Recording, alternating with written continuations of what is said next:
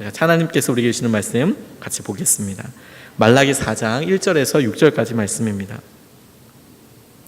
만군의 여호와가 이르노라. 보라, 용광로 불 같은 날이 이르리니 교만한 자와 악을 행하는 자는 다 지푸라기 같을 것이라.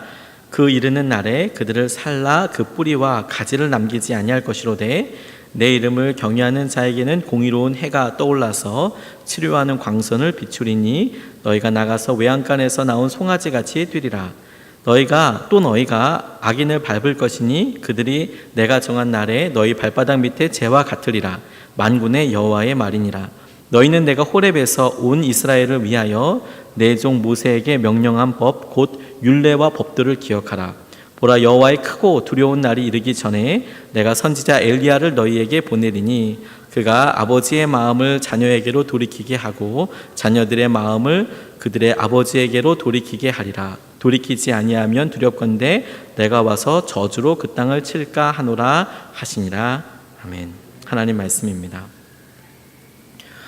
말라기 9번째 시간입니다. 주님께서 사랑아리라는 제목으로 우리에게 하나님 마음이 어떤 것인지에 대해서 9주 동안 우리에게 말씀하여 주셨는데, 그 마음에 대해서, 마음의 정체에 대해서 오늘 본문 말씀에 아버지의 마음, 그리고 우리를 향한 아버지의 생각에 대해서 이야기하고 있습니다. 하나님께서 말라기서에 대해서 마음에 대한 선지자들의 그런 전하는 직설적이기도 하고 사람의 마음을 비유하여서 했던 것들이 우리 마음에 어떻게 들리는지에 대해서 계속 우리가 생각하고 공감하는 데에 조금 더 중심을 두자라고 말씀을 드렸습니다. 저희 딸들이 고양이를 되게 좋아합니다. 저는 사실 고양이를 별로 좋아하지 않았는데 아이들이 좋아하니까 저도 고양이를 찾아보게 되더라고요. 신방 가면 고양이 있는 집안들이 있거든요. 그러면 한참 예배 드리고 있으면 천장 위에서 이상한 생물체의 눈빛이, 낯선 시선이 느껴질 때가 있었거든요. 걔네들이 위에서 숨어서 저를 보는 것이죠. 종류는 상관없고 그런 희한한 기운이 들 때마다 이 집에 고양이 있구나, 털 날리는 걸 통해서 또 알 수 있고. 그런데 특별히 그런 동물들을 싫어하는 것도 아니고 꼭 키워야겠다 이런 마음도 없고. 그런데 제게 굉장히 놀라운 변화 하나가, 아이들이 좋아하니까 저도 찾아보고 있더라는 거죠. 고양이 어떻게 생겼나, 우리 딸들이 좋아하는 고양이는 어떻게 생겼나. 물론 우리 집에 들어올 가능성은 거의 없습니다. 그런데 제가 그런 사이트 들어가다 보니까 입양할 때 여러 에피소드 같은 게 간간히 소개가 되는 거예요. 읽어보게 되더라고요, 무심코. 그런데 재밌는 내용들이 참 많더라고요.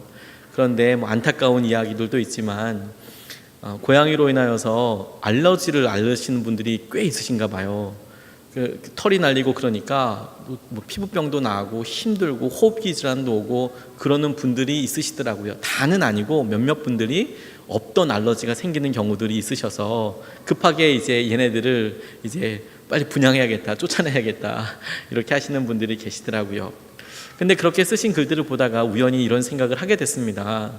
분명히 이렇게 알러지 있는 이 엄마는 아마 끝까지 결사반대하셨을 텐데, 고양이 우리 집에 오는 순간 나 나간다 이런 얘기도 하셨을 법한데 결국에는 그 아이를 들여서 이렇게 사단을 보시는구나, 끝을 보시는구나, 이런 생각이 들다가 왜 그랬을까? 왜 질 수밖에 없었을까? 그런 질문을 하게 되더라고요. 그리고 보니까 돈이 만만치 않게 드는 거예요. 종류가 많더라고요. 접종도 많고 아무튼 이렇게 많더라고요. 중성화 수술도 있고 희한한 게 많더라고요. 저도 그런 게 있는 줄 몰랐습니다. 그런데 그렇게 돈 들어가면서 그런 짐승들한테, 동물들한테 돈을 투자한다? 그런데 이유가 있다면 딱 한 가지일 것 같아요. 그걸 우리 자녀가 좋아하니까, 딸이 걔를 좋아하니까.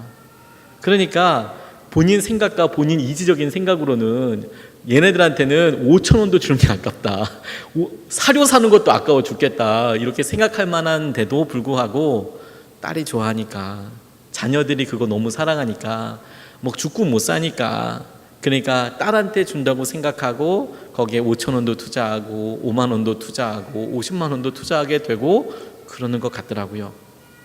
하나님께서 우리에게 마음에 대해서 이야기하실 때 우리를 안타깝게 여기시고 우리의 생각들에 대해서, 우리 주위에 있는 것들에 대해서 참 많이 안타까워하신다는 것을 우리의 언어 습관에 대해서나 모든 것에 대해서 안타까워하시는 것에 대해서 우리가 보았는데, 그 이유가 있다면 하나님께서 우리를 사랑하시는 마음에서부터 출발한다고 생각하게 되었습니다. 주님께서 우리에게 주신 은혜와 마음을 우리가 아는데, 주님이 그만큼 우리를 아끼고 계신다는 것을 사실 우리는 잘 모른다는 것에서 하나님과 이렇게 우리의 사이가 묘하게 어렵고 힘들어진다라고 계속해서 말씀을 드렸죠. 여러분, 세상이 점점 나아지는 것 같습니까? 아니면 점점 더 어려워지는 것 같습니까? 김다니엘 선교사님이 저희 교회 오셔서, 선한목자교회 오셔서 설교해 주실 때 세상은 점점 어려워집니다. 점점 힘들어지고 있고 점점 더 박해하는 나라들도 많아지고 있습니다 라는 이야기 처음에 들었을 때 저는 정신이 번쩍 들더라고요. 우리는 막연하게 괜찮아지고 있어, 좋잖아, 한국적인 입장에서 생각하지만 그렇지가 않겠다라는 생각이 들었습니다. 실제로 자료를 좀 찾아보니까 데이빗 베롯이라는 분이 쓰신 여러 글들 조사를 보니까 2002년에 약 16만 4천 명의 크리스천들이 순교를 당했다는 겁니다. 이게 100년 동안 당한 게 아니라 2002년에 월드컵 있었던 때에 16만 4천 명의 크리스천들이 순교를 당할 것이다. 2025년에 한 해 동안 이렇게 숫자를 예측해 봤을 때 한 해 동안 순교하는 크리스천 평균 숫자가 21만 명으로 늘어나게 될 것이다.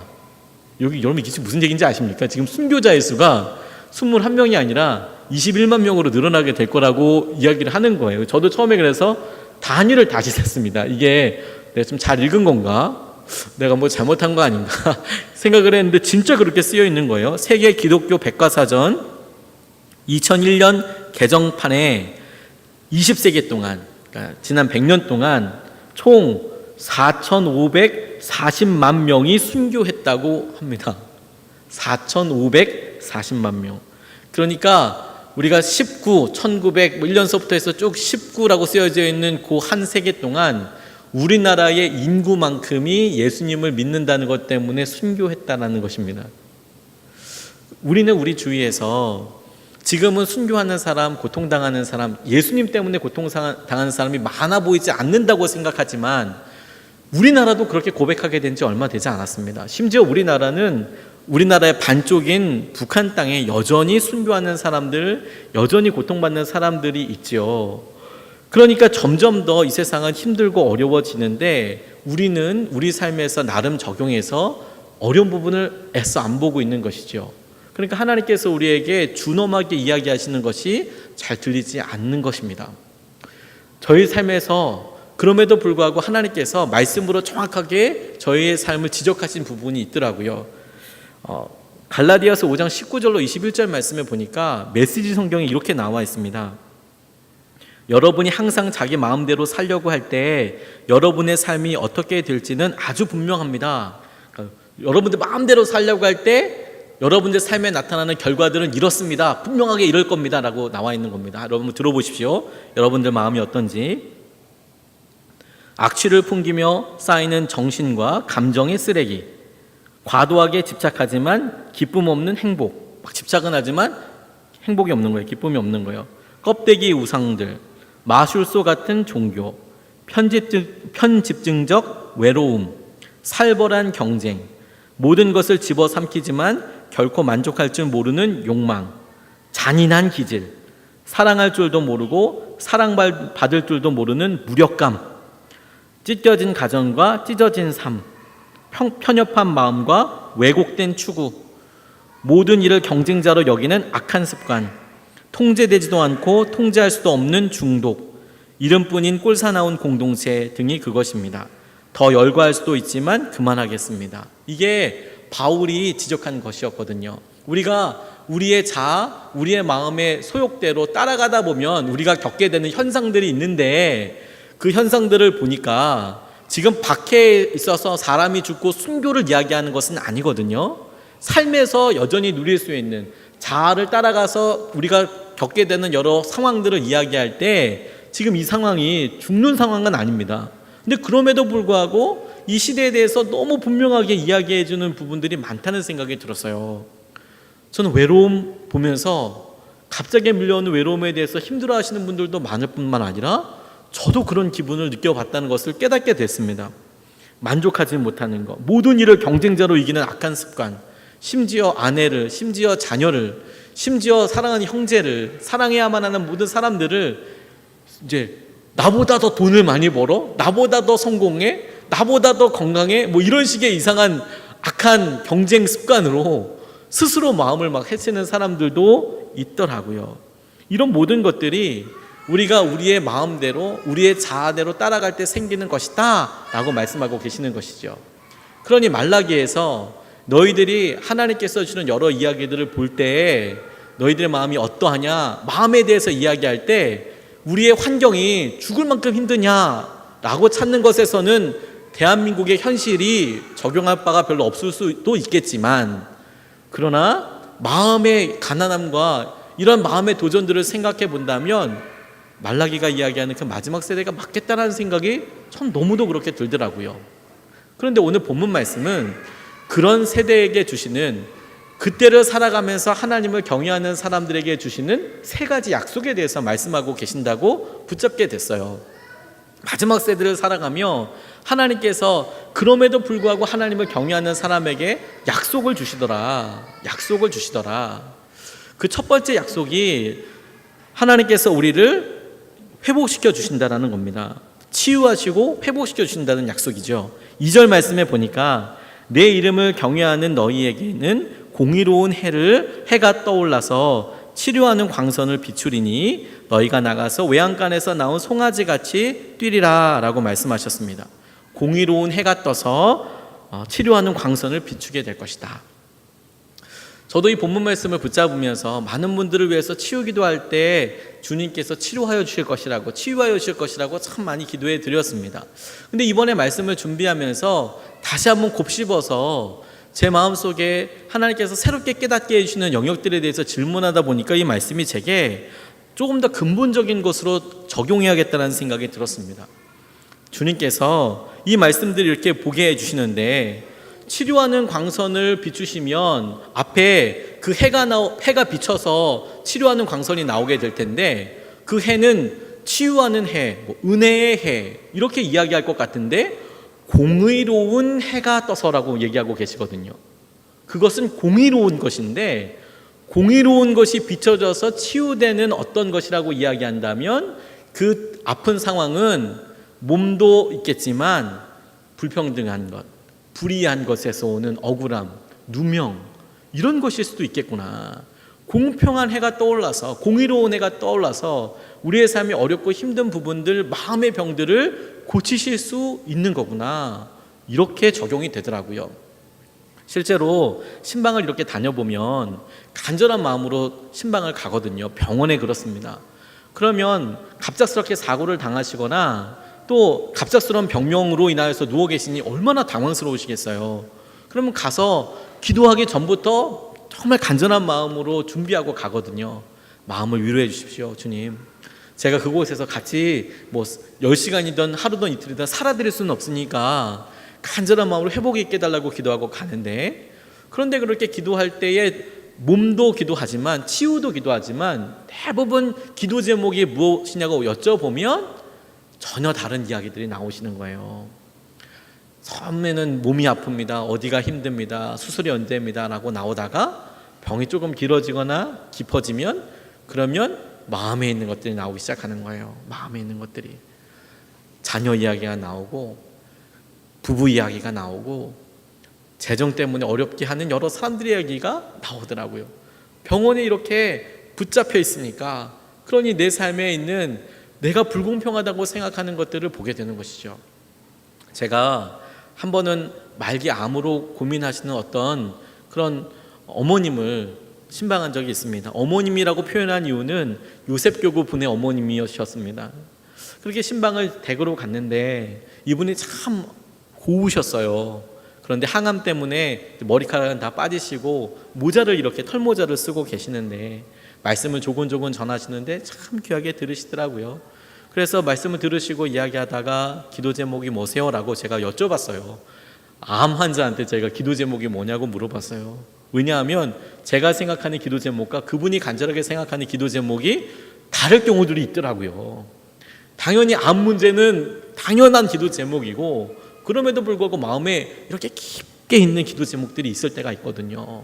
근데 이분이 저한테 방금 전까지 웃고 계셨는데, 암 환자일까 싶을 정도로 평안한 얼굴이 웃고 계셨는데, 그래서 기도 제목이 뭐세요? 라고 여쭤보니까 갑자기 울먹울먹 하시더니 우시면서 저한테 억울해요 이렇게 얘기하시더라고요. 억울해요. 많은 의미가 있겠죠. 많은 사람들이 있는 가운데 자기가 왜 암에 걸렸어요 부터 시작해서 내 안에 어떤 관계들, 이런 것들이 아주 집약적으로 표현된 것이더라고요. 억울하다고 이야기해서 말을 잘 못하시는 거예요.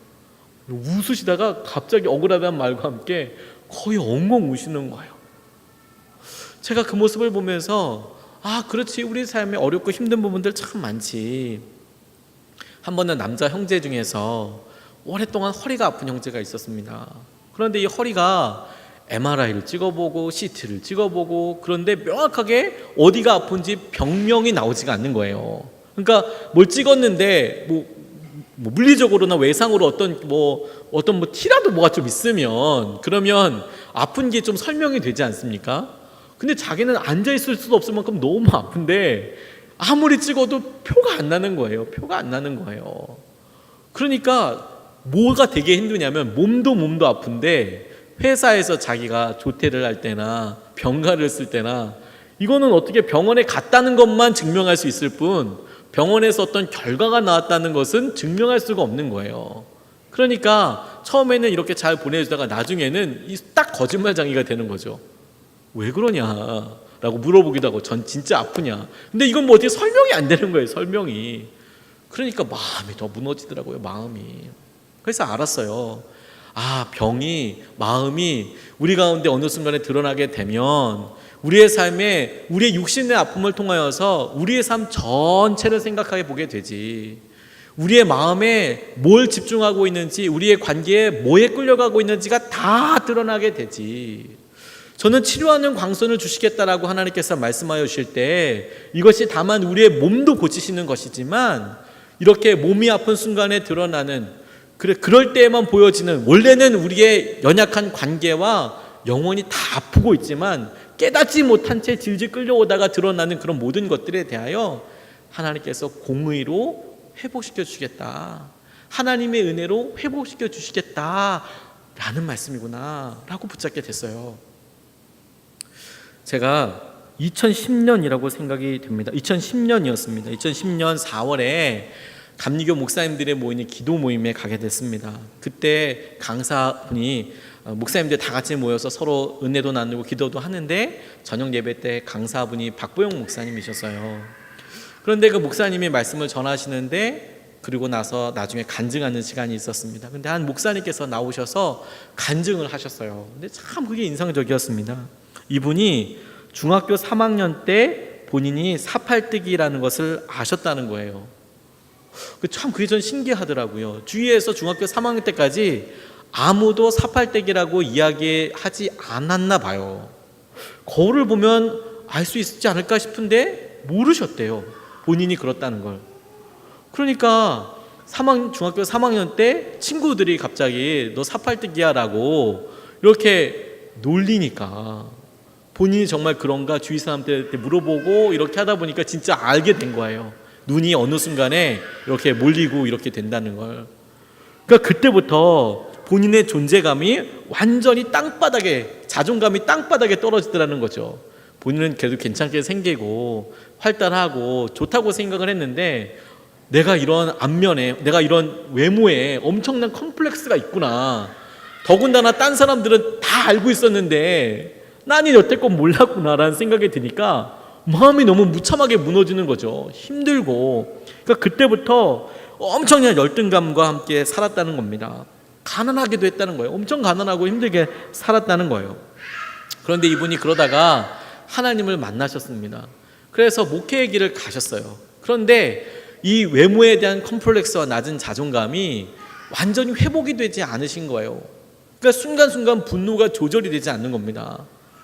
그분이 그렇게 간증을 하신 거예요. 그분이.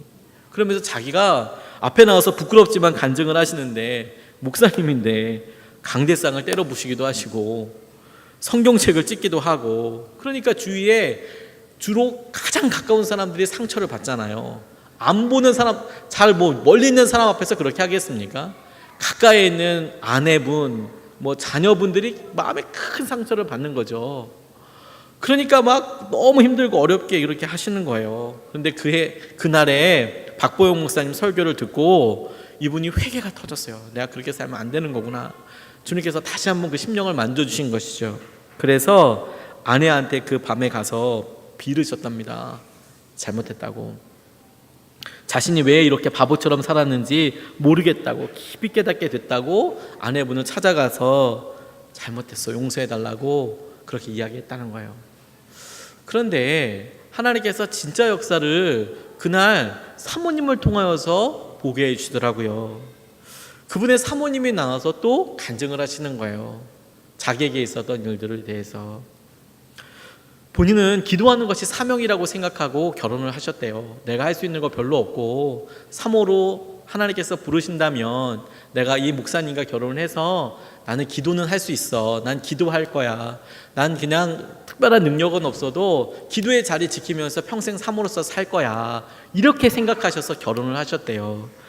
그런데 막상에서 결혼을 해보니까 생각보다 더 빡신 거예요. 이런 표현이 좀 세긴 하지만 진짜 생각보다 빡신 거예요. 기도만 하면 될 거라고 생각했는데 사모로서 살다 보니까 기도 빼고 다 해야 될 것 같은 거죠. 이게 너무 힘이 드는 거죠. 더군다나 본인의 남편이 너무 그렇게 막 화를 내고 막 자기한테 그러면 모멸감도 느끼고 좌절감도 느끼고 무엇보다도 미래가 없어 보이는 거예요. 미래가 꿈꿀 수 있는 소망이 없어 보이는 거예요.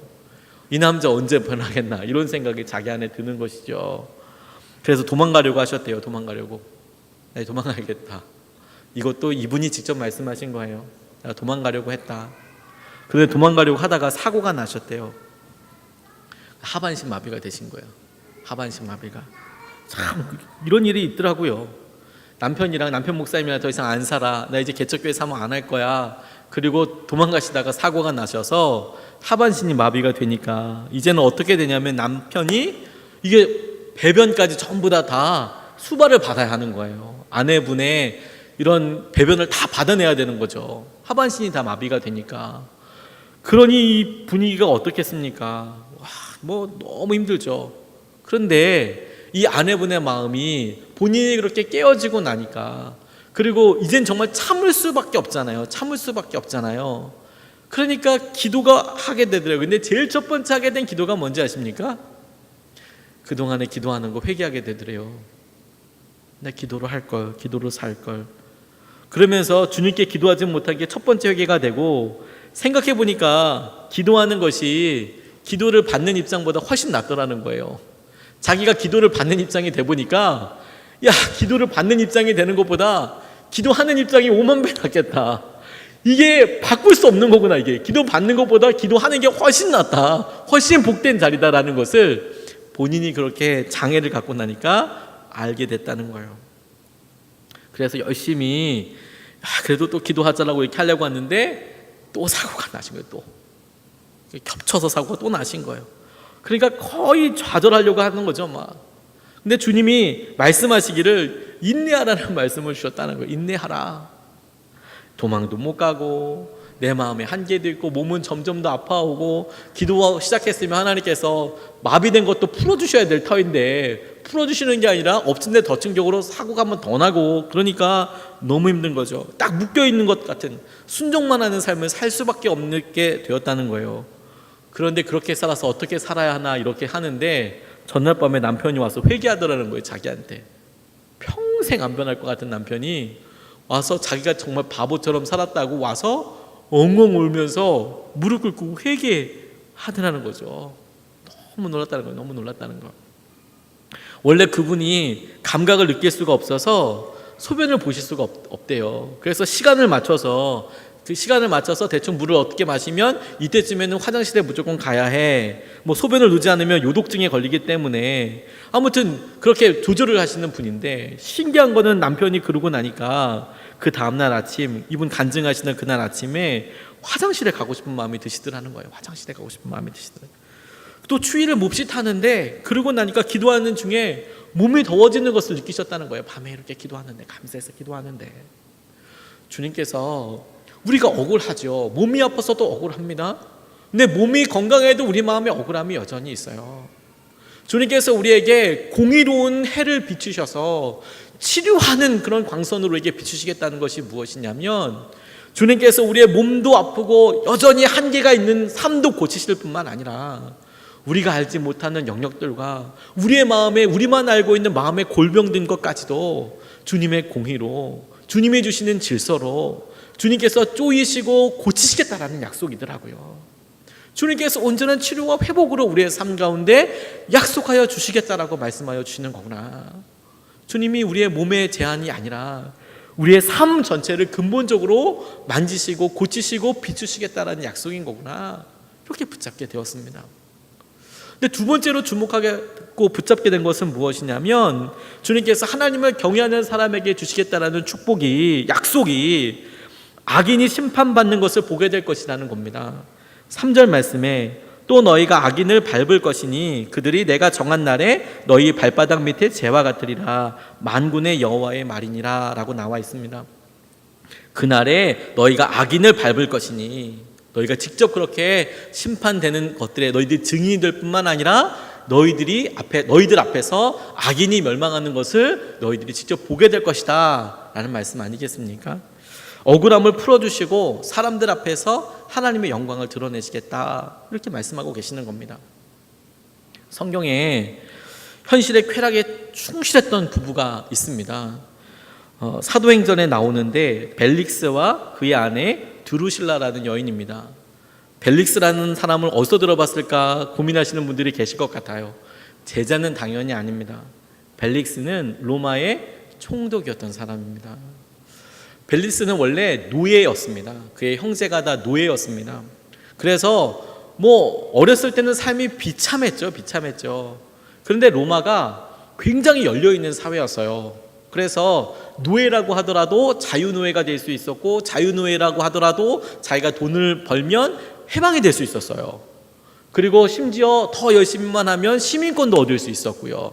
그게 로마에서 태어난 사람뿐만이 아니라 외지 사람들에게도 다 그랬습니다.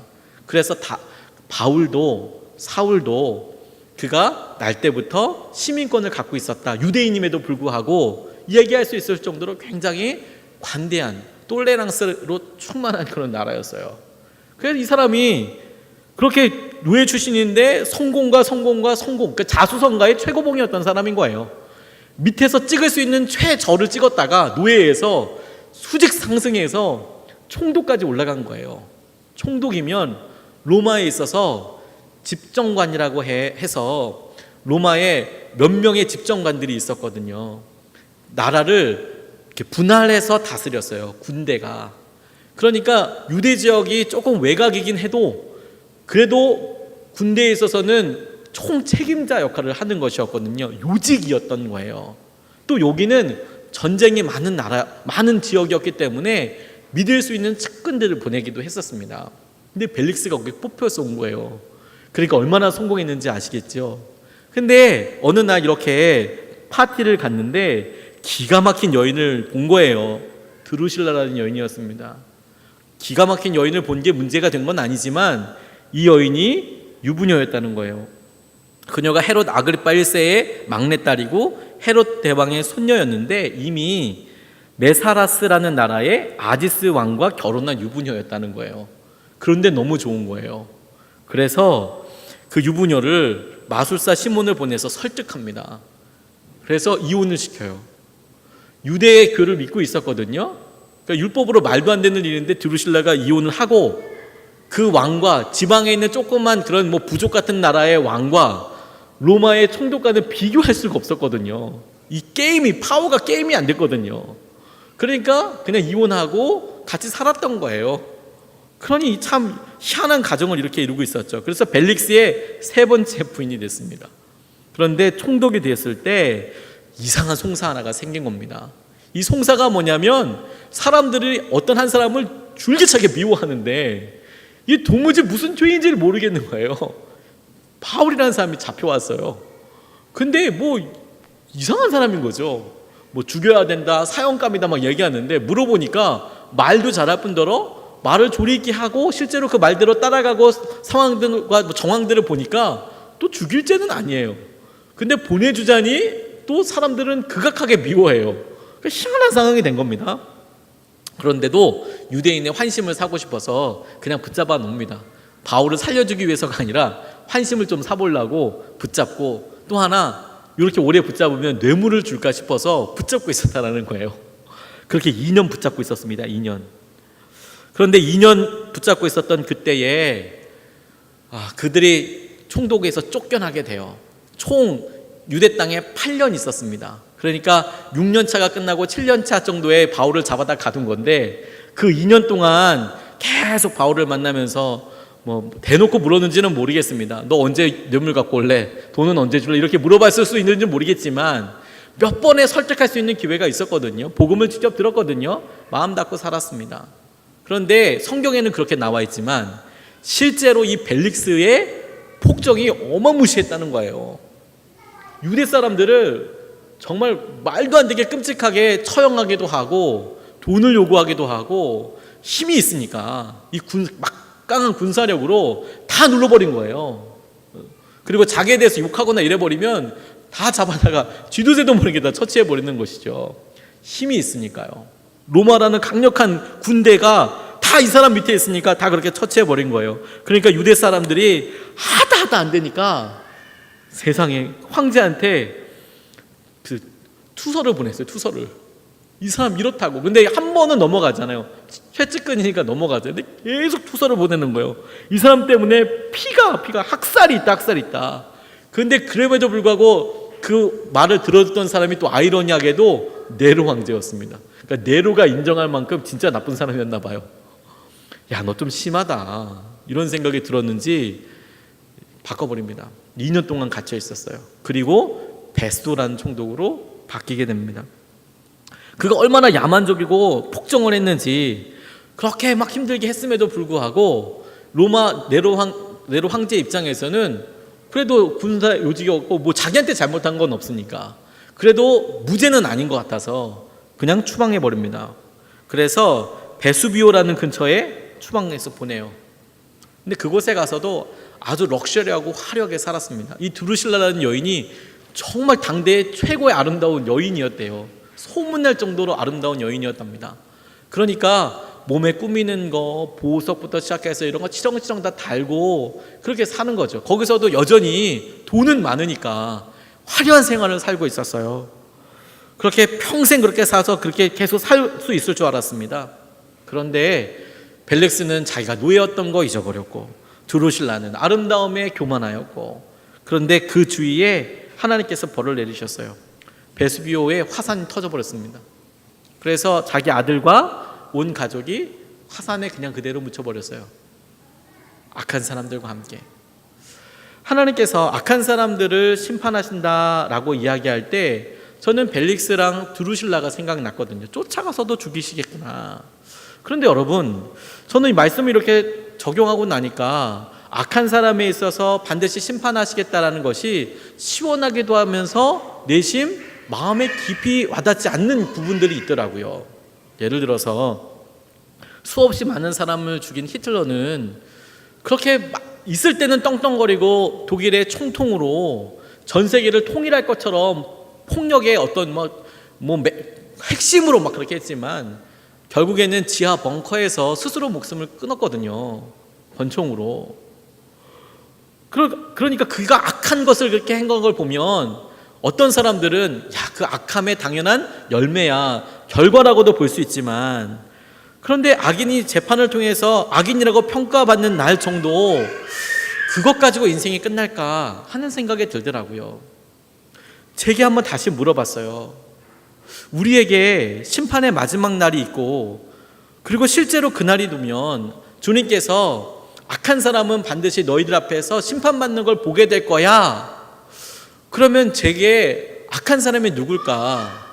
그 사람이 내 앞에서 벌 받는 걸 보면 정말 좋을까? 질문해 봤거든요.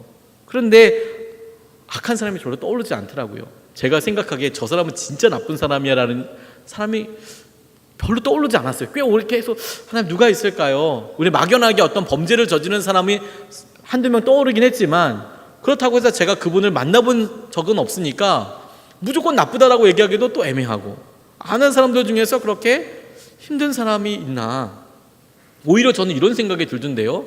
그렇게 아는 사람들 중에서 그날 악인이라고 내 앞에서 멸망하고 그렇게 힘든 죄같이 될 사람들을 본다면 내 마음이 어떻겠나? 거기까지 질문하게 되니까 하나님께서 왜 우리 앞에서 악인들이 공평하게 심판받는 것에 대해서 말씀하실까? 그게 우리에게 진짜로 기쁨이 되는 영역은 무엇일까 생각해 보니까, 그날에 우리가 우리 앞에서 악인들이 멸망하는 것을 보고 진짜 기쁘게 될 이유는 무엇이냐면, 우리가 저 악인처럼 멸망하지 않았구나. 우리도 똑같은 악인인데, 우리도 똑같은 죄인인데 나는 저 죄에 있는 것이 아니고 하나님께서 우리에게 은혜를 주신 것, 구원을 주신 것에 대해서 이것만큼 놀랍게 찬양하고 기뻐할 수 있을 만한 것이 없겠다는 생각이 들었어요. 하나님께서 두루뭉실하게 모두를 다 구원해 주시는 거 아닙니다. 하나님께서 모든 사람을 다 구원해 주시는 거 아니에요. 예수 그리스도를 통하여서만 구원을 받아요. 우리가 속기 딱 쉽습니다. 다 구원해 준다고 생각해요. 그렇지 않습니다. 예수님을 믿고 따르는 사람들에게만 주님께서 분명히 구원을 주신다라고 말씀하셨어요. 믿음으로 우리를 구원을 받는다고 하나님께서 말씀하셨죠. 근데 그 믿음을 우리가 생각해 보면 우리가 여전히 악인인 모습, 아마 우리 놀라게 되지 않겠습니까? 우리가 생각하기에 악인이라는 사람과 하나님이 생각하시기에, 심판하시기에 악인이라고 생각할 사람이 다를 가능성이 있거든요. 그런데 우리가 보기에는 의인이라고 생각했던 사람인데 하나님께서 보시기에 악인이라고 평가되어서 우리 앞에서 그렇게 심판을 받는다라고 생각해 보십시오. 그럼 우리는 너무도 부끄러워질 거예요. 우리의 행위가 저들보다 나을 게 없을 것이기 때문에, 우리의 삶의 어떤 무게가 저들보다 더 선하다고 말할 수 없을 것이기 때문에, 그럼에도 불구하고 하나님께서 우리가 갖고 있는 믿음 때문에, 하나님을 경외했다는 그 고백 때문에 우리를 지켜주셨다는 것을 우리가 찬양하지 않을 수 없거든요. 하나님께서 마지막에 그런 은혜와 마음을 우리에게 주시는 것이죠. 주 역사하시면 주시는 것이라고. 이거 붙잡아야 되는 거구나. 하나님, 우리의 구원의 은혜와 마음을 우리가 날마다 더 깊이 누리게 될 수 있는 것이구나. 하나님을 경외하는 사람에게 첫 번째로 주시는 은혜는 무엇이냐면, 우리의 몸뿐만이 아니라 우리 심령에 공평함을 허락하여 주셔서 하나님께서 주시는 은혜를, 마음을 고쳐주시겠다는 것과, 두 번째, 하나님께서 우리의 삶에서 놀라운 주의 은혜로 하나님, 우리가 죽을 수밖에 없는 사람이었음에도 불구하고 구원하셨다는 기쁨 가운데 누리게 주시겠구나. 근데 세 번째 말씀이 제가 묵상하면서 하나님께 너무 큰 감사를 드리게 되었습니다. 5절 6절 말씀입니다.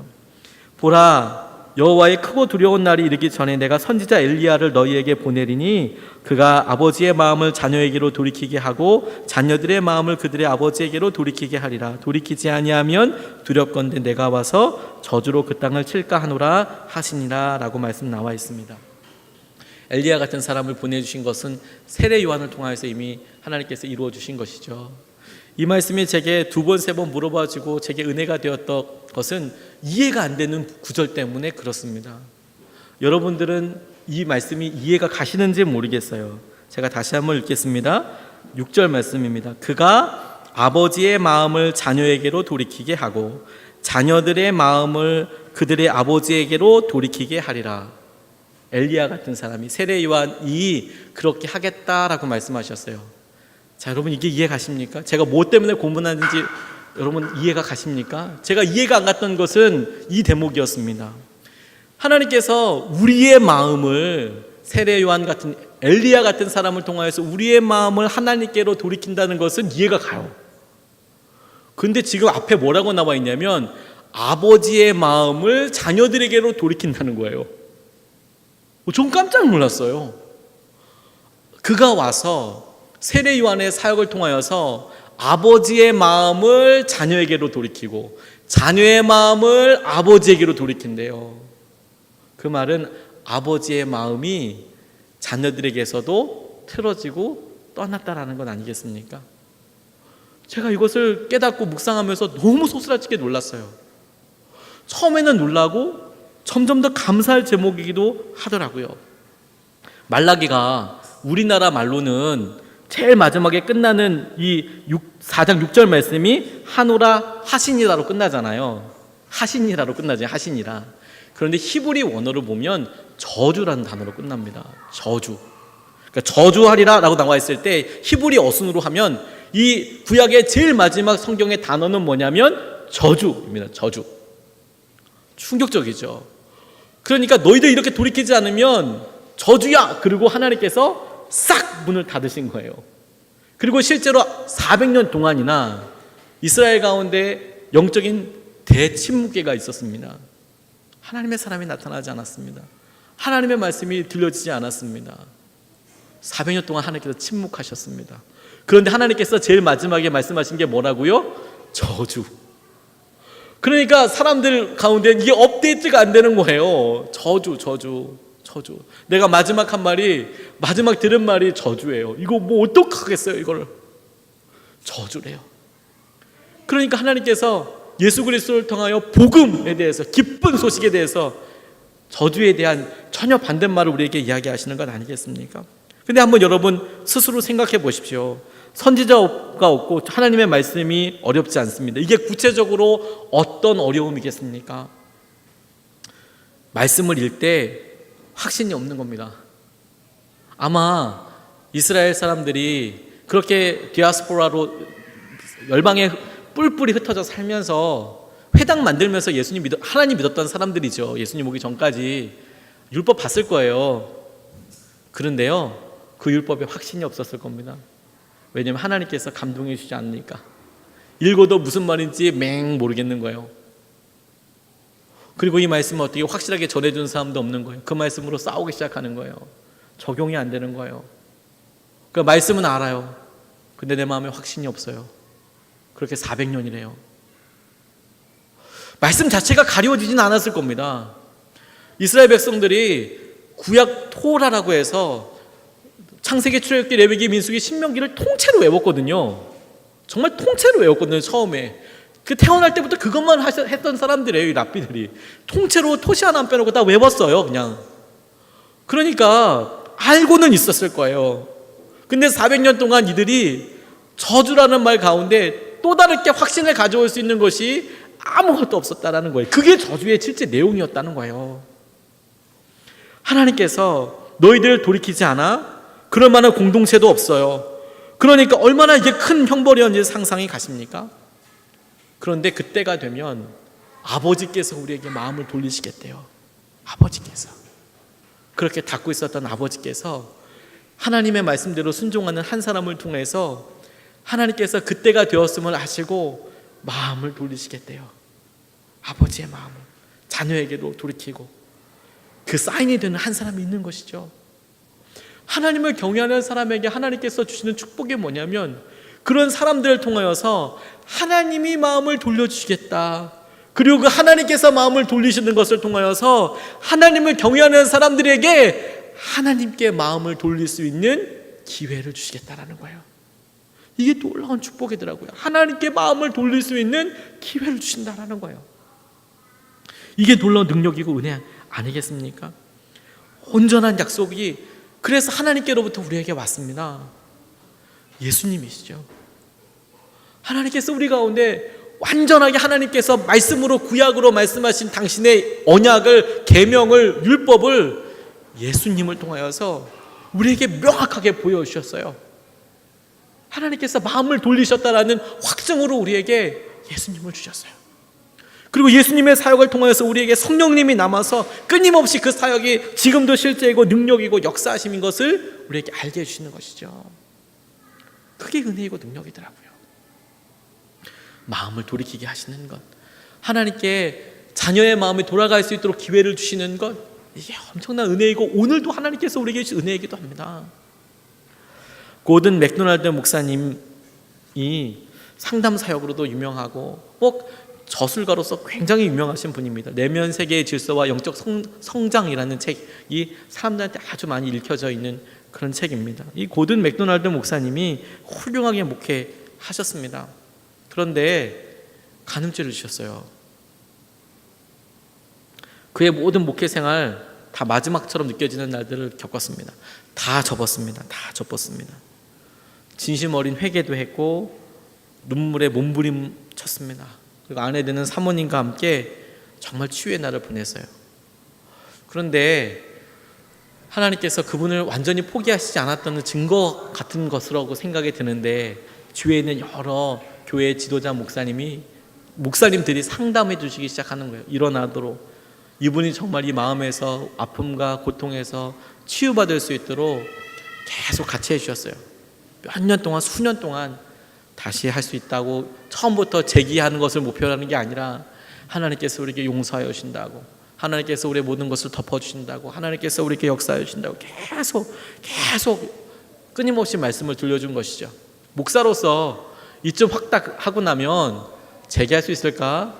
이런 생각이 들었겠죠. 본인이 하고 있는 여러 생각들, 마음들이 있을 텐데. 그런데 그렇게 수년이 지나고 나니까 다시 사역의 길에 접어들 수 있는 것을 친구분들에 의해서 이렇게 하게 돼요. 본인은 면목이 없지만 친구분들이, 멘토 목사님들이 한번 해봐라. 가족이 이 정도면 회복된 것 같다. 그래서 이분이 내면에 대해서 깊은 통찰로 나눌 수 있는 분이 되신 거예요. 자기 안의 죄에 대해서 보고, 내면 세계에 대해서 내가 질 수 없는 가장 무질서한 순간을 경험하고 가장 힘든 순간을 경험하고 나니까 하나님께서 그런 회복의 시간들을 통하여서 하나님께로 마음을 돌릴 수 있는 기회를 주시더라고요. 그렇게 하나님께로 마음을 돌릴 수 있는 기회가 하나님께서 하나님을 경외하는 사람들에게 주시는 놀라운 약속인 거예요. 그게 놀라운 약속인 거예요. 탕자의 비유가 이 말라기의 이런 말씀에 대한 예수님의 구체적인 응답이라고 저는 생각합니다. 아버지의 마음을 자녀에게로 돌이킨다. 말라기가 하나님께로 받았기 때문에 하는 말씀인데, 예수님께서 이 말라기에 대해서 정확하게 대답해 주신 것 같아요. 왜냐하면 탕자를 떠나보낸 아버지가 하루도 그를 잊은 적이 없다는 듯이 기다리고 계시잖아요. 나와서 기다리고 계시잖아요. 아버지의 마음이 아들에게 돌아오는 정도가 아니라 아버지의 마음이 사실은 처음부터 한 번도 떠난 적이 없었다 라고 예수님을 통하여서 우리에게 위로하여 주시잖아요. 나는 너희가 탕자처럼 떠날 그때부터 사실 계속해서 너희들 바라보는 그쪽에 내 시선이 향하고 있었다. 나의 본심은 그렇게 향하고 있었다라고 예수님께서 비유로 그렇게 말씀해 주시는 것 같더라고요. 말라기는 이렇게 마지막에 그때까지 우리가 저주야, 암흑이야, 그래서 400년 동안 사람들은 다 그렇게 어렵고 힘들게 살았는데 예수님이 사랑아리처럼, 하나님의 사랑아리, 마음에 이런 간절한 사랑아리처럼 백성들에게 얘기하신 게 뭐냐면, 집 나간 아들을 아버지는 한 번도 잊은 적이 없다. 한 번도 잊은 적이 없다. 하나님이 그렇게 말씀하시는 거더라고요. 기다렸다. 하나님의 사랑으로 받아주시겠다. 그게 오늘 우리에게 하나님께서 하시는 말씀이죠. 마음의 이야기고요. 우리가 어떤 어려움과 상처와 기도 제목들을 우리에게 있는 구체적인 환난과 문제와 같은 커다란 사건으로 적용하기 시작하면, 그럼 우리 인생에 하나님을 경험할 수 있는 시간은 별로 없습니다. 우리 인생에 날마다 무슨 어마무시한 일이 계속 팡팡팡팡 터질 때도 있지만 대부분은 그런 거 아니거든요.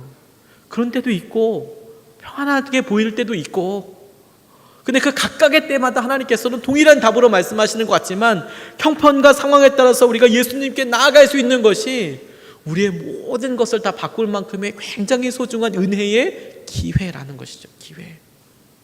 마음의 변화 하나가 모든 것이라는 거예요. 스티븐 파라라는 분이 쓴 책 가운데 삶의 마지막까지 쓰임을 받는 하나님의 사람, 조금 길지만 삶의 마지막까지 쓰임을 받는 하나님의 사람이라는 제목의 책이 있습니다. 거기에 월 제목이 Finishing Strong이래요. 그대로 이게 Finishing Strong이니까 굳이 해석을 하자면 훌륭하게 끝마치기 뭐 이렇게 해야 되나요? Finishing strong. 뭐 근데 우리나라 표현으로는 뭐 좀 이렇게 길게 썼죠. 네. 그런데 이 책에 세 사람의 사람들을 복음 전도자를 비교해서 쓴 책이에요. 하나가 빌리 그레엄, 척 템플턴, 물론 클리포드라는 세 사람의 삶을 비교해서 이렇게 썼답니다. 1945년도에 이 세 사람은 다 20대 후반에 아주 촉망한 설교가였다는 거예요. 사실 세 명은 아니었고 두 사람. 두 사람이 엄청나게 유명했는데 누구냐면 빌리 그레엄을 뺀 척 템플턴과 블론 클리포드라는 사람이 엄청나게 많이 유명한 사람이었다는 거예요. 하룻밤에 3만 명 정도 모였대요. 3만 명이면 도대체 어떻게 되는 건가요? 와, 굉장히 많은 숫자가 1945년인데 3만 명 모이면 좀 모인 거 아니겠습니까? 엄청나게 온집해서 막 할 정도였대요. 특별히 이 세 사람의 명성이 막 미국 전역에 이렇게 있으니까 안 믿는 사람들한테도 막 다 이렇게 있다는 거예요. 그런데 우리가 지금 빌리 그레엄 목사님은 잘 알지 않습니까? 근데 척 템플턴, 물론 클리포드라는 이름은 사실 거의 들어본 적이 없잖아요. 근데 놀라운 것은 1945년 당시에는 빌리 그레엄보다 이 두 분이 훨씬 유명했다는 거예요. 빌리 그레엄은 나타나지도 않았다는 거예요. 1946년에 복음주의협회에서 쓴 책을 보면 지난 5년 사역 동안 하나님의 신실한 도구였던 사람으로 찍었을 때 이 척 템플턴이랑 이 클리포드라는 사람만 찍고 이 사람들 하나님께서 귀하게 쓰셨다라고 나와 있는데 빌리 그레엄은 아예 들어오지도 않았습니다. 그런 상황이었어요. 이 척 템플턴이라는 사람은 특별히 아주 탁월했습니다. 수천 명 앞에서 설교하기도 하고 그리고 학교에 가서도 설교하기도 하고 이런 부흥을, 그래서 사람들은 오늘날 미국 전역에서 가장 뛰어난 은사를 가진 설교자라고 척 템플턴이라는 사람을 이야기했대요. 대단하죠. 그런데 이 척 템플턴이라는 사람이 방송 설교도 나가기 시작하고 엄청나게 뜨기 시작하는 겁니다. 정말로 막 탁월한 어떤 리더십과 탁월한 언변이 있었던 것 같아요. 말주변이 굉장히 좋았나 봅니다. 그러니까 사람들이 막 열광하는 거예요. 저 너무 좋다. 그러니까 5년 6년 지나고 나니까 이게 막 인기가 급성장하고 당시에 자기 인기를 등에 업고 라디오, 텔레비전, 해설가, 신문 논설위원 쪽으로 나가게 된 거예요. 처음부터 거기를 나간 건 아니겠지만 사회 이슈들의 이런 것에 대해서 이 척 템플턴이라는 분이 얘기하다 보니까 사람들 너무 좋아하는 거예요. 또 복음적이라고 처음엔 생각을 했고 설교자로서 유명하니까 사람들이 굉장히 지지하고 그렇게 나아간 거죠. 그러니까 점점점 그렇게 잘 들리니까 아예 그 길로 나갔어요. 그냥 나가고 나서 자기 신앙도 포기했습니다. 불과 5년 만에 말씀을 전하는 사역 떠나고 예수님에 대한 신앙도 다 접어버렸어요. 그리고 캐나다에서 가장 큰 신문사 2개나 경영하는 사람이 됐습니다. 심지어 캐나다의 수상으로 입후보하기도 했습니다. 대단하죠. 그러니까 사회적으로 성공하는 데 있어서 캐나다에서는 끝까지 올라간 사람이에요. 수상까지 갈 사람이니까 대통령 선거 나갔다 정도인 거니까. 그러다가 급기야는 안녕 하나님, 그러니까 굿바이예요, 굿바이. 내가 기독교 신앙을 버린 이유라는 책을 쓰기까지 했어요. 이 사람이 복음 전도자였던 사람입니다. 근데 한참 시간이 지났습니다. 한참 시간이 지나서 리 스트로벨이라는 분이 계세요. 전기 작가도 쓰시고 어떻게 사람이 회심하는지에 대해서 연구하시는 그런 분인데, 리 스트로벨이라는 분이 이 템플턴이라는 분의 인터뷰를 갔어요. 성공하고 이제는 사회에서 너무도 성공하고 너무도 잘 나가는 이분한테 이 리 스트로벨이 가서 여러 이제 인터뷰를 또 했습니다. 어떠시냐 뭐 이런 거 물어보다가 마지막에 템플턴에게 물었어요. 예수님에 대해서 어떻게 생각하십니까? 그랬더니 템플턴이 인터뷰 말미인데 갑자기 풀이 죽으며 이렇게 대답하더라는 거죠. 그분은 이제까지 존재했던 인간들 가운데 가장 중요한 분입니다. 그러더니 이어서 말하기를, 난 그분을 그리워합니다. 내가 믿음 생활 떠났고 아마 이 표현이 난 그분을 그리워합니다 이러면서 어깨를 들먹이면서 울었다고 그래요. 나는 그분이 그립습니다. 나는 그분이 그립습니다. 그가 성공하고 하나님의 말씀을 전했던 사람, 와 이거 성공의 끝이다 해서 내가 이제 사회에서도 성공의 끝이야. 그런데 인생이 거의 끝날 때가 돼서 돌이켜보니까 나 예수님이 그립습니다 라는 마음이 들더라는 거죠. 그러나 그가 끝까지 회개하지는 못했습니다. 하나님께서 우리에게 그런 그리움과 하나님을 향한 갈망을 심어주셨다라고 저는 정말 믿습니다. 그리고 그것이 하나님을 경외하는 사람들에게만 주시는 하나님의 약속이라는 것을 믿게 되었습니다. 우리의 마음이 하나님께로 돌아가게 되는 것, 하나님께로 반응하게 되는 것, 하나님께서 행하시는 것에 내게 갈망이 생기는 것. 우리는 그것이 그냥 하나님 이게 뭐 어렵고 힘든데 새벽 예배 나가는 정도, 하나님 이게 무슨 개척교회 나가서 이렇게 섬기는 정도라고 생각할지 몰라도 하나님은 첫 템플턴에게 마지막 인생의 삶에 주셨던 기회처럼 우리의 삶에 그 마음을 변화시키기 원하시는 거거든요. 그리고 우리에게 그 약속이 오늘 실제가 되겠다라고 말씀하시는 것이라고 믿습니다. 마음을 열고 하나님께서 우리를 사랑하시고 하나님의 사랑 아리 하셨던 그 마음을 우리가 그대로 받아서 하나님께서 오늘 이 시간에 우리에게 주시고자 하시는 그 약속의 실제와 열매를 누리게 되시는 저와 여러분 되시기를 축복합니다. 우리가 찬양하고 기도하고 싶습니다. 주님 큰 영광 받으셔서 같이 찬양하고 기도하고 싶습니다. 주님께 영광이 있고 주님께서 우리에게 놀라운 은혜와 말씀으로 더하여 주실 것입니다. 네. 하나님께서 우리에게 기쁨의 여러 이야기들과 도전들을 하신다고 믿습니다. 주님께서 치유와 회복을 약속하여 주십니다. 이것은 우리 안에 근본적이고 깊이 있는 하나님의 말씀이라고 생각이 듭니다. 주님께서 우리의 몸도 고치실 것입니다. 그런데 몸으로서 드러나는 우리의 억울함, 연약함을 공의의 광선을 비추셔서 치유하실 것입니다. 우리가 이렇게 기도하겠습니다. 온전한 치유와 회복을 경험하게 하여 주십시오. 아버지, 우리의 몸도 고치시지만 우리의 이 아픈 마음도 좀 고쳐주십시오. 하나님, 이 아픈 마음도 좀 고쳐주십시오. 공의로운 햇빛이 비쳐서 주님이 답답한 마음도 회복시켜 주십시오. 치유하여 주십시오. 우리 같이 이 시간에 주님 앞에 우리를 불쌍히 여겨달라고, 치유해 달라고 같이 이 시간에 기도하겠습니다. 아버지 하나님, 주님께서 우리의 마음과 은혜 가운데 역사하여 주시고 주님 우리를 만져주시고 우리에게 모든 것 되시는 것을 믿습니다. 아버지 하나님, 주님께서 우리의 생각을 만지십니다. 우리를 불쌍히 여겨주시옵소서. 아버지, 우리를 불쌍히 여겨주시옵소서. 아버지, 우리를 불쌍히 여겨주시옵소서. 주의 생각을 만져주셔서 아버지 하나님께서 행하시는 것을 우리가 보게 하여 주시옵소서. 아버지, 우리로 주의 마음을 알게 하여 주시고 아버지 하나님, 주의 치유를 누리게 하여 주시옵소서. 몸이 아프시고 힘드시고 하나님께서 행하시는 것으로 인하여서 아버지 답답한 우리의 마음을 아버지 고치시옵소서. 그 몸을 치유하시고 그 마음에 주님께서 행하시는 것을 보게 하여 주시옵소서. 아버지, 우리 아픈 심령을 주님 고치시옵소서. 주님께서 우리의 심령을 드러내시옵소서. 주님께서 은혜와 마음으로 우리 가운데 주의 역사하심을 드리게 하여 주시옵소서. 아버지에게 생하시는 것을 아버지가 보고 알고 누리게 하여 주시옵소서. 하나님께서 주신 은혜를 주여 우리가 누리게 하여 주시옵소서. 주여 이끄시는 주의 마음을 아버지가 누리게 하여 주시고 알게 하여 주시옵소서. 하나님 보여주시옵소서. 하나님 보여주시옵소서. 아버지에게 주신 은혜로 인하여 주님으로만 설명되는 역사하심이 주여 우리 가운데 있게 하여 주시옵소서. 온전한 주의 은혜를 보게 하여 주시옵소서. 두 번째로 우리 같이 기도하겠습니다. 주님께서 악인이 심판받는 것을 보게 하실 것입니다.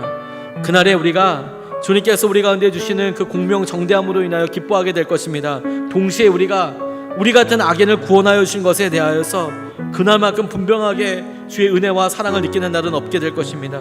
우리가 하나님의 심판을 믿고 더욱 견고히 서게 해달라고 기도하겠습니다. 우리의 구원하심을 찬양하며 주님께서 이 세상을 온전히 다스리심을 믿습니다. 믿음으로 서게 하여 주시옵소서. 힘들다 어렵다 이야기하지 않고 주님 우리 가운데 주의 능력과 역사하심으로 우리를 세워가시는 것을 보게 하여 주시옵소서. 우리 같이 주님에게 우리의 복음의 역사하심 일어나게 해달라고 기도하시겠습니다. 주여 아버지 하나님, 그렇습니다. 주님께서 우리에게 하나님의 심판과 하나님의 역사하심에 대해서 도전하시고 말씀하시는 것을 우리가 믿습니다. 아버지 하나님, 우리를 구원하시고 주님께서 온전히 찬양하시고 아버지에게서 우리를 인도하여 주시는 것을 우리가 믿습니다. 주님께 더욱 견고히 나아가게 하여 주시고 하나님의 심판을 믿고 하나님께서 행하시는 것을 온전히 보게 하여 주시옵소서. 주님께서 이끌어 주시고 주의 은혜와 마음으로 우리 가운데 주님이심을 드러내시옵소서. 아버지, 드러내시옵소서. 우리를 구원하심을 온전히 찬양합니다. 아버지 하나님께서 이끄시고 인도하시는 것으로 인하여 하나님 우리가 복음의 감격 가운데 있게 하여 주시고 아버지에게 은혜와 마음으로 우리 가운데 있는 것을 주여 보게 하여 주시옵소서. 아버지 하나님께서 행하여 주시고 아버지 인도하여 주시고 주의 마음을 만져주시고 주님으로만 소명될 수 있는 은혜가 있도록 주여 인도하여 주시옵소서. 주님, 주의 마음으로 하나님께서 행하여 주실 것을 우리로 알게 하여 주시옵소서.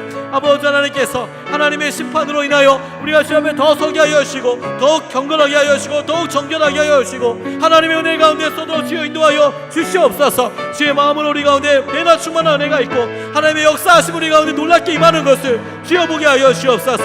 하나님께 마음으로 온전히 돌리고 그 아버지에게 주신 은혜로 인하여 주에게 여신이 한 역사하심이 우리 가운데 복음의 실체가 되는 기쁨이 있게 하여 주시옵소서. 감사합니다. 아버지 우리가 마지막으로 기도하겠습니다. 하나님을 경외하는 사람들에게 하나님이 주신 가장 놀라운 약속은 우리에게 하나님께로 마음을 돌리게 하시는 것입니다. 그런 기회를 주신 것입니다. 그렇다면 하나님께서 오늘 우리가 이 시간에 나와 이렇게 간절하게 기도하는 것이야말로 하나님께서 우리가 하나님을 경외한다는 것을 인정하실 뿐만 아니라 하나님이 우리의 삶을 붙잡고 계신다는 증거라고 믿습니다. 아버지께로 마음을 온전히 돌리게 하여 주시옵소서. 아버지 하나님께 우리의 삶을 온전히 던지고 온전히 순종만 하게 하여 주시옵소서. 아버지 하나님께서 우리의 마음을 쓰실 때 우리가 우리의 마음을 다 드리겠다고 나아가게 하여 주시옵소서. 우리 주여 세 번 간절히 줌을 찾고 기도하시겠습니다. 주여 주여 주여